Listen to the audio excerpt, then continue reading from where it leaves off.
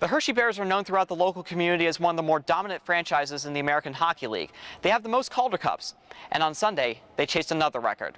The Bears took the ice against the Binghamton Devils in the annual Teddy Bear Toss game, a tradition that stretches decades and is very unique to the Hershey Bears in minor league hockey. The Lehigh Valley Phantoms do it. They do it in Hartford, Wilkes-Barre, Scranton, in the ECHL. The Cincinnati Cyclones do it, and the list goes on and on. The Hershey Bears asked fans to bring new or lightly used teddy bears, so when the first goal was scored, they could throw it on the ice. The tossed teddy bears will be donated to over 30 local charities across central Pennsylvania, and the fans didn't have to wait long for the Bears to score. Snaps a shot, hit the crossbar, rebound Barber, he scores! It's Teddy Bear toss time! As soon as the Bears scored, volunteers took to the ice to bag the stuffed animals and start the counting process. We do quality checks on all the bears. We sort them by size, and then in the process of sorting them, we're counting them as well. And with over 100 people, we try to expedite that process as much as possible so we can release the official number before the night is over. In total, 34,798 teddy bears were collected, which happens to be a world record. Videos of the game were aired across the U.S. and around the world, including notable networks like ESPN. To be recognized and for our dedicated fan base to be recognized on a national and global level, it's really just a great tribute to them. The Teddy Bear Toss has not only brought fans together, it's also brought players closer to the community. They don't mind the delay, and all the players are out themselves helping the process of cleaning up the teddy bears and getting them to the back. So it's a really neat community event all the way around that the players enjoy. For SUTV News, I'm Matt Klinedinst. That's right, Matt. Oftentimes the favorite player on the basketball team is no one from the starting five, but oftentimes it's the sixth man. That man who comes off the bench and contributes right away is often treated as a starter. And as you mentioned, Clay Connor was that sixth man last year. And this year, Jake Biss has taken over that role. So far this season, he's averaging 4 points per game. He's contributed for 13 three-pointers and 21 assists. Has quickly taken over that role as a sixth man. Guys, back to you.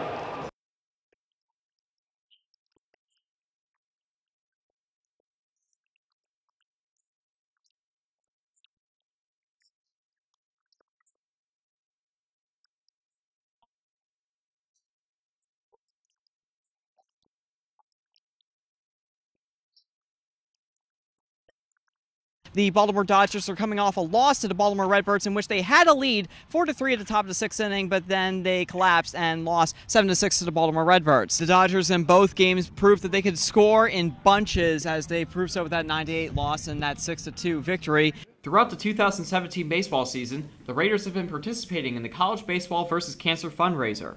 Shippensburg is one of 72 college teams across all divisions raising money to fight pediatric cancer. The team has done this fundraiser for the past 5 years, with the proceeds going to the Penn State Hershey Medical Center.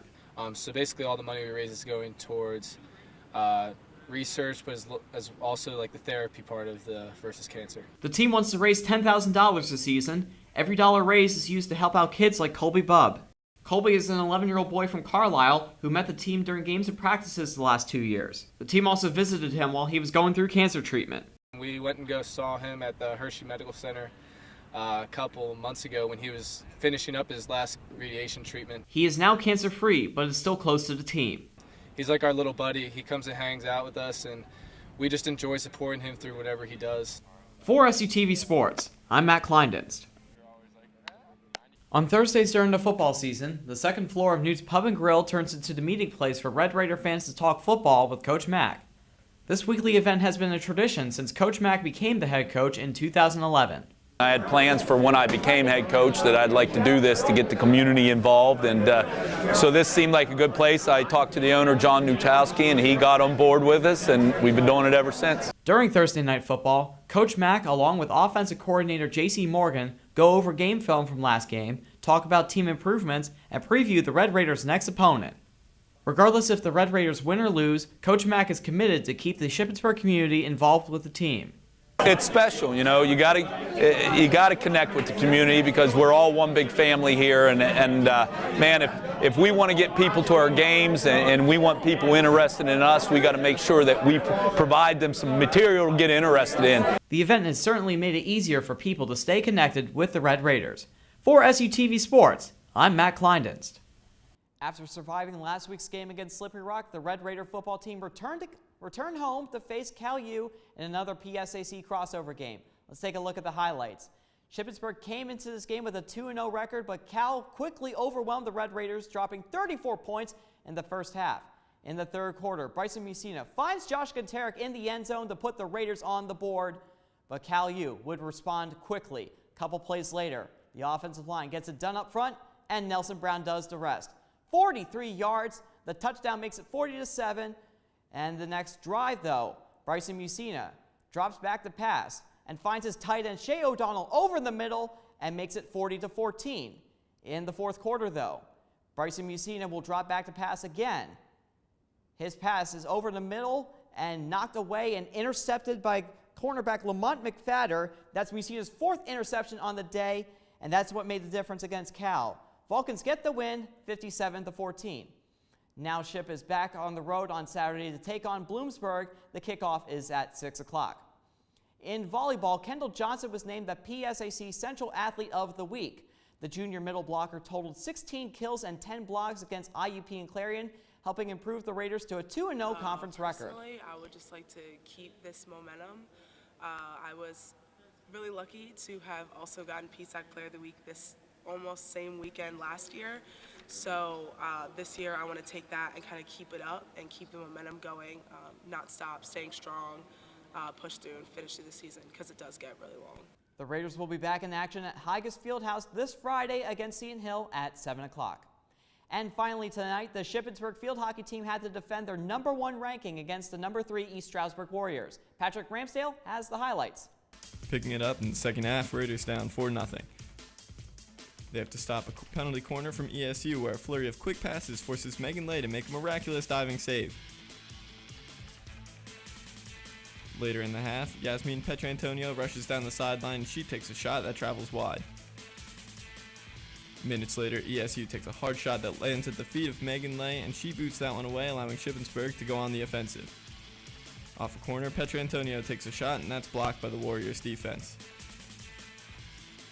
The Raiders' efforts were not enough, however, as they lose this one 4-0. For SUTV Sports, I'm Patrick Ramsdale. The Raiders will look to bounce back against Mansfield on Saturday.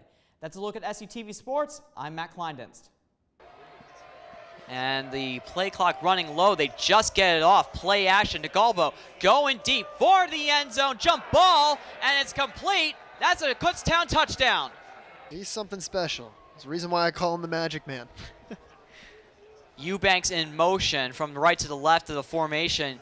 Oh, there and he's he is. going for him right there at the 10, and that's going to be a Shippensburg touchdown. Winston Eubanks. They're showing blitz, and here they come. Musina has to get rid of it quickly. Going deep, one-on-one. Gontarek with the catch. Touchdown. They've been on and off the field. Play action, going deep, looking for Gontarek. 101, makes the catch, breaks a tackle, and there he goes. It's a house call. Touchdown.